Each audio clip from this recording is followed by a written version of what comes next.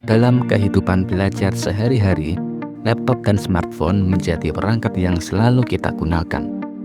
Namun, tanpa disadari, cara kita menggunakan gawai dapat menimbulkan risiko bagi kesehatan dan keselamatan. Video pembelajaran ini akan menunjukkan perbandingan antara cara yang salah dan cara yang benar dalam penggunaan laptop dan smartphone berdasarkan prinsip K3L. Untuk memahaminya, mari kita mulai dengan penggunaan laptop. Di sisi ini, Anthony menunjukkan cara yang salah.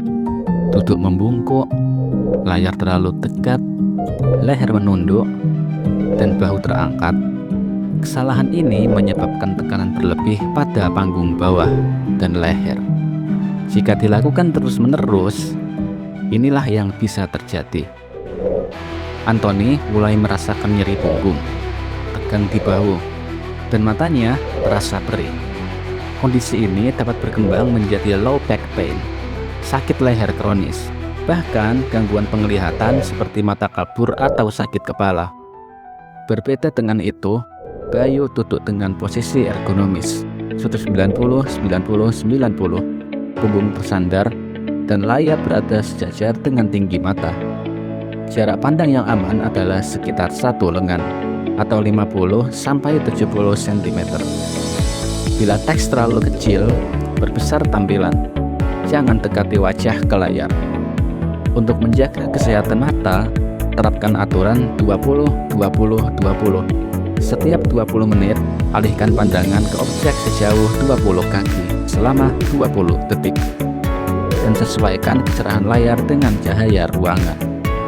Prinsip ini merujuk pada pedoman ergonomi dan Kementerian Kesehatan Republik Indonesia sebagaimana tercantum dalam laporan K3L.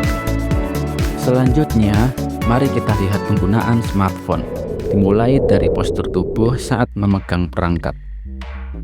Di sisi ini, Anggun menunjukkan contoh yang salah.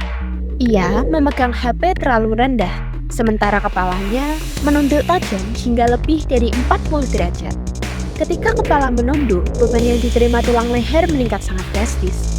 Dalam posisi seperti ini, leher dapat menanggung tekanan hingga 20-27 kg. Seolah-olah ada beban besar yang menggantung dari tulang leher. Akibatnya, Anggun mulai merasakan ketegangan pada lehernya. Otot-otot bahu pun ikut menegang, dan beberapa menit kemudian muncul rasa pegal yang mengganggu konsentrasi. Nadia menunjukkan cara yang benar. Ia mengangkat smartphone ke posisi sejajar dada sehingga kepala tetap tegak dan leher berada pada posisi netral. Dengan cara ini, tekanan pada tulang leher dapat berkurang secara signifikan. Selain postur saat diam, penggunaan HP saat berjalan juga perlu diperhatikan.